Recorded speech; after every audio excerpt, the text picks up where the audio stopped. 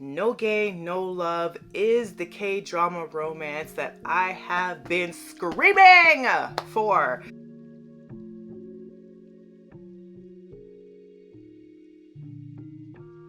This entire year. I have been talking a lot, definitely more recently, about how I find a lot of, at least the romance K-drama side of things, pretty disappointing.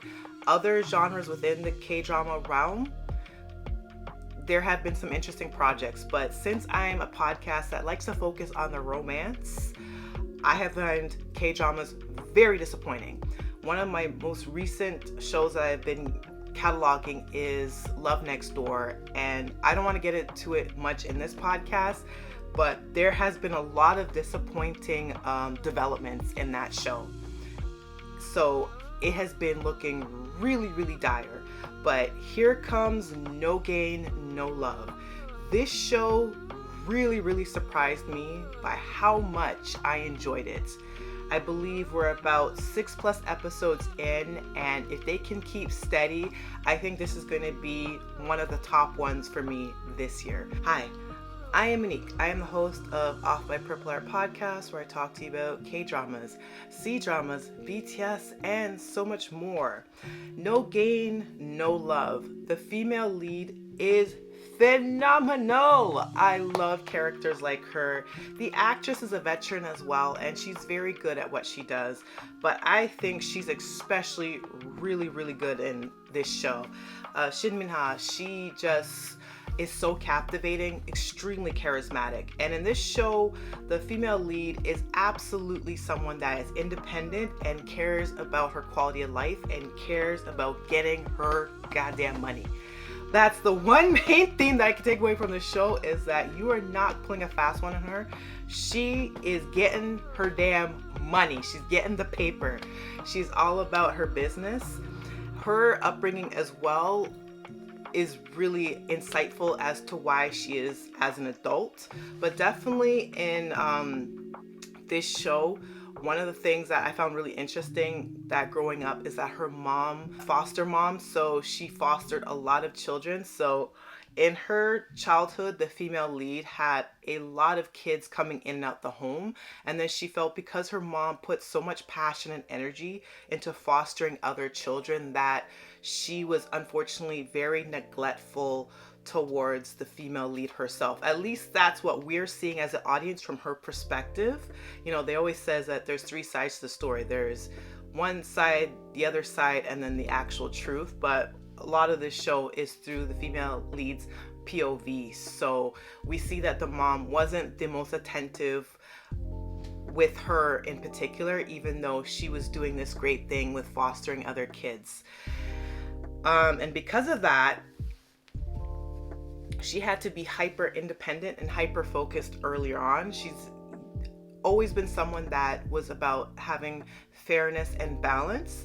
And it was so interesting, even as a kid, she was aware of just how sexism comes to play, even as something as simple as she was playing dodgeball with other young girls, and they only had a little sliver of the court where the majority of the field went towards the boys who get to practice soccer.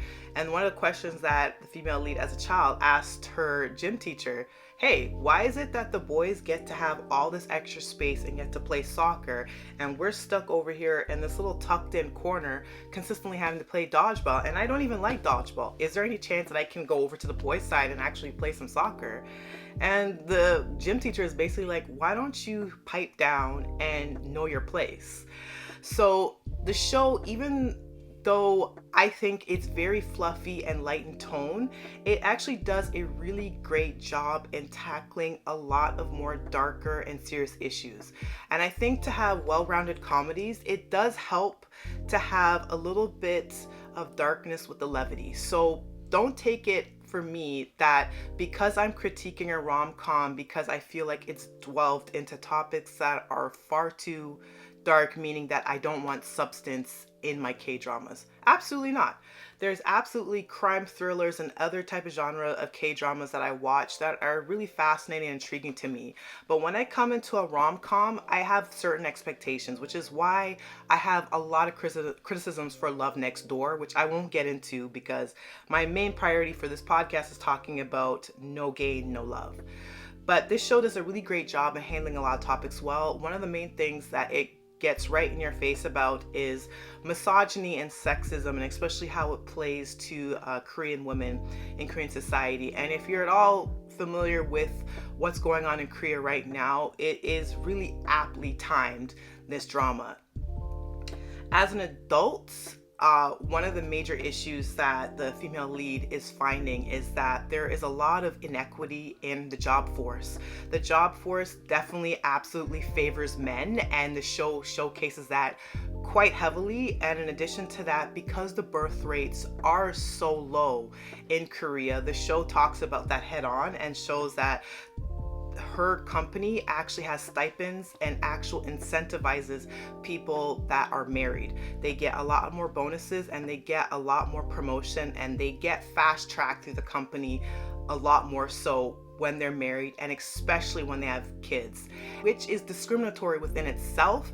But the show shows you that, and the female lead makes no bones in talking about how effed up she thinks all this is, which is when we get into the romance side of things and we meet the male lead, who she has a very antagonistic relationship with. He works at the convenience store that is close to her home, and they consistently butt heads. They're very sarcastic with one another, and they're very quick-witted and sharp with one another, which is what I like. Early on, their dynamic is that neither one of them is a pushover to the other.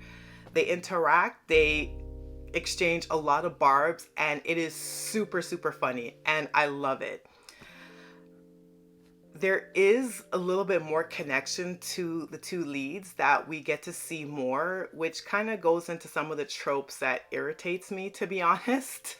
But the show so far has been a really enjoyable ride, and I'll kind of get into some of the spoilers for the show. So there is a childhood connection between the female lead and the male lead. The show hasn't fully confirmed it, but us as the audience can kind of infer from the information and pieces that they've been giving to us. So as I mentioned, the female lead's mother was fostering children when she was younger, and then throughout her childhood, the female lead encountered a lot of kids, and there was a boy that was prominently featured early on that I believe us as the audience are to infer that the male lead was one of the kids that was fostered by her mom. And we definitely get confirmation of this when the female lead and the male lead actually get into a fake marriage, which is one of my favorite romantic tropes when it does well, because there is the whole thing of when the female lead and the male lead have to be married for convenience and then slowly fall in love. So it is an amazing slow burn. So the male lead, as I said, he works in a convenience store. He's someone that's usually pretty helpful, and he doesn't ignore people in need. Most people refer to him as this very sweet angel, overachiever, just a overall do-gooder who's extremely intelligent. The only person he seems to absolutely be disagreeable with is the female lead. As I said, they have a lot of quick back-to-back banter with one another. Anyways, one day, drunk off her butt, she stumbles into the store and she asks him, the male lead, if he'll pretend to be her groom so that she can actually get a leg up in her company.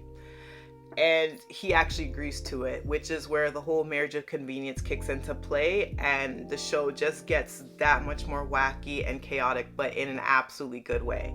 There's a lot of other characters too. There is her couple of foster sisters that she's built relationships with. There is an ex that, of course, has to work in the same company as her. That storyline and the actor that portrays her ex has the most irritating face, and he also played a character that I wasn't really a big fan of in The Business Proposal, which is like my all-time favorite comfort romance K-drama. Like, I don't care how many people want to insult Business Proposal. It was a rom-com that actually dealt with some heavier themes too, but overall was able to keep everything light and fluffy, and I can still watch it to this day and enjoy it, which is what I want from a rom-com. You can handle heavier topics, you can have substance, you can even tackle into reality and still make it a romance. Go figure. But anyways, I'm not gonna rant about Love Next Door. I promise I'm not gonna do it. I'm not gonna do it. I might just have a podcast dedicated to just how much that show has disappointed me thus far. Maybe they can turn it around.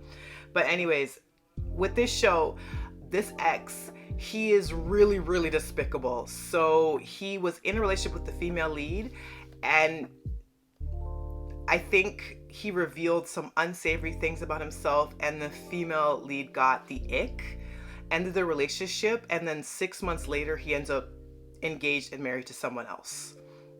And he loves throwing this in her face, and he was able to get some benefits to that, which is what really spurs her on too, not just because she hates the unfairness of it all and she wants to look out for her future, which is why she does this whole marriage of convenience thing, but also there is a small part of her that wants to stick it to her ex too, and seeing them have their kind of battles of wits in the workplace is really interesting, and you really, really root for her because her ex is such a POS.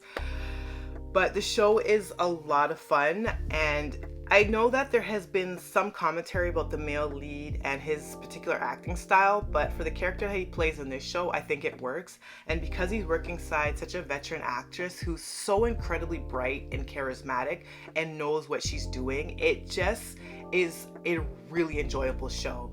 And we're diving into a little bit more heavier topics too, like not just even misogyny and sexism that Korean women are facing that the show tackles on. It also talks a lot about abuse as well. And because of the fostering background that the female lead is familiar with, she's even able to help a child that was victim to some violence in the home as well. And I like how the show handled that too. Some of it is probably a little bit triggering, so definitely keep in mind if you're watching this show and that could potentially be triggering. It does touch upon abuse. It's not extremely graphic, but it's enough that if you're very sensitive to, that's something to keep in mind for. But the show does a great job in keeping with tone.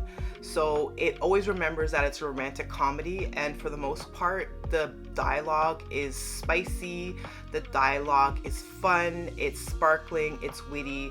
The two leads have great chemistry. The other side characters are all really interesting in their own right, whether you love them or hate them. And I think that the show is very well paced, and you buy into the slow burn.